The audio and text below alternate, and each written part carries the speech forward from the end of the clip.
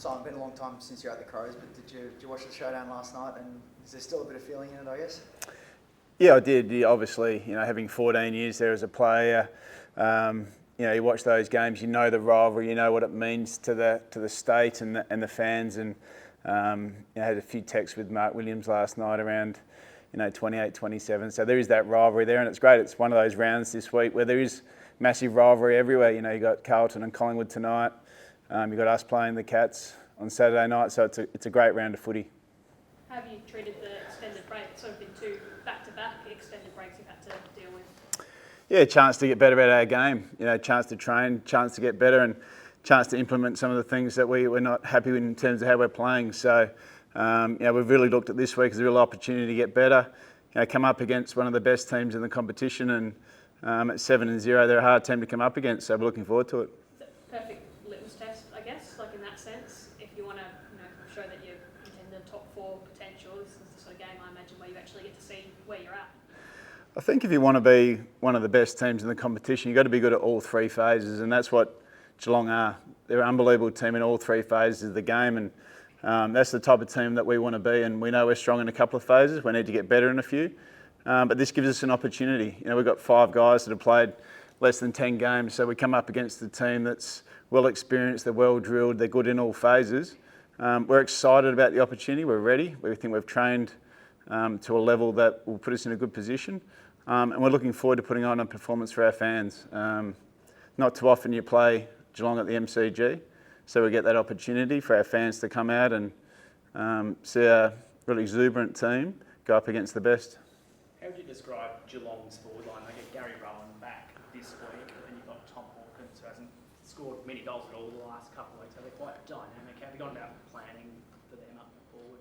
Oh, they're incredibly dangerous. You look at some of the guys they've got in terms of their ability to run, and both air and ground. Obviously, Gary Rowan comes back into the team, but you got Ollie Henry, Cameron, Stengel's good at ground level and in the air. So they're a very dynamic forward half of the ground, and it's really going to come down to how we defend. Our ability to defend the ground, our ability to put them in a game that we know that we can control, and control the way that they get their ball movement going. And if we can do that, then it's going to go a long way to winning the game. You're expecting Christian Trager to get a bit of a tag again? He's had a few in the last few weeks, and how do you plan for something like that again?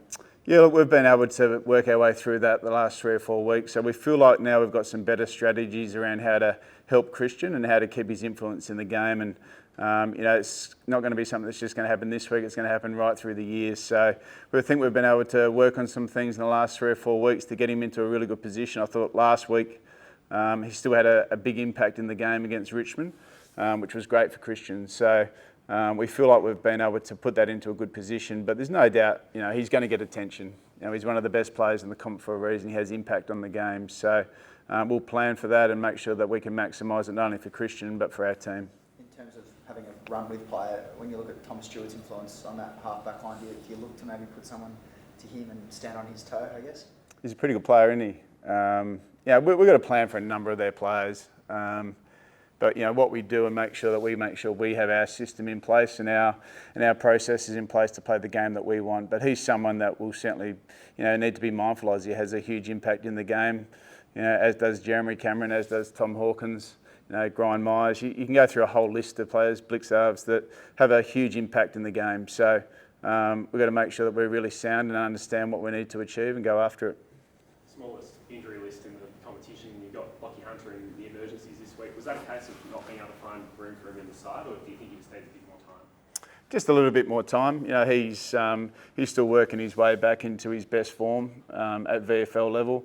But he's an experienced player and he's going to fight for his position in the team. What we've seen is some of the younger players that were put in the team have grabbed their opportunity, and that's bringing a great deal of selection pressure internally, which is fantastic for our footy club. But Locke is someone that will fight hard for his position. He'll play VFL footy again this week, and he's really determined to get back into the team.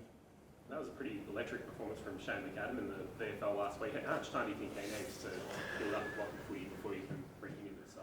Yeah, Shane's had an enormous amount of soft tissue history, not only through pre-season and early in this part of the season, but in his previous time in AFL footy. So our high performance and medical staff have built a really extensive plan out for Shane.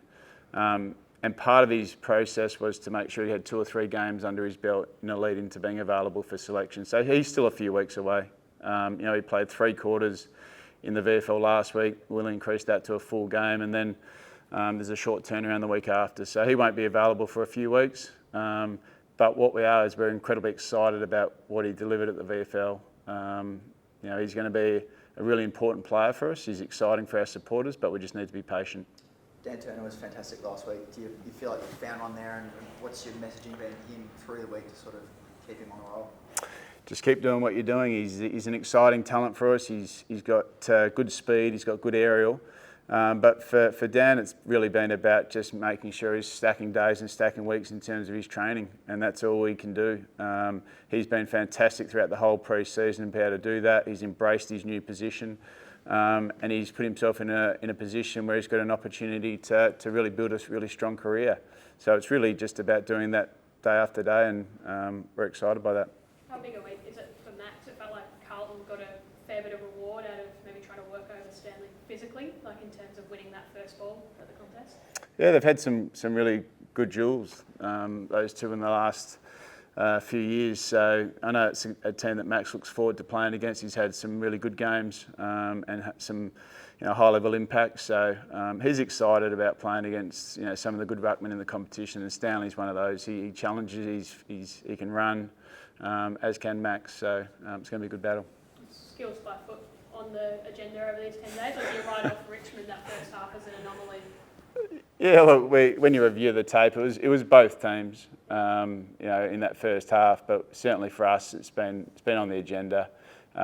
We can coach execution, we can train it, but in a game, you've got to move on from mistakes, and that's what I was really proud of our players, is that they were able to move on, stay really present, stay positive, and come out the other side and have a really positive second half. So we'll take that second half with us and hopefully put it into play this week.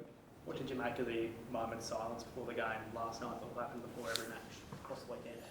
I think it was fantastic. I think clearly domestic violence is something we need to make a stand on, and as men and in a male-dominated industry that we're in at the moment, in terms of the men's season, we can have a huge voice in that, and we need to start having a voice and instigate change and bring awareness. And I think it's a brilliant starting point for us as an industry to go down this path, because it needs to change in society, and we have a massive role to play in that. What does it do for you as a group when you have someone like Ben Brown, who I know he's not playing this week, but he came out with quite a lengthy and clearly quite a driven post about this issue?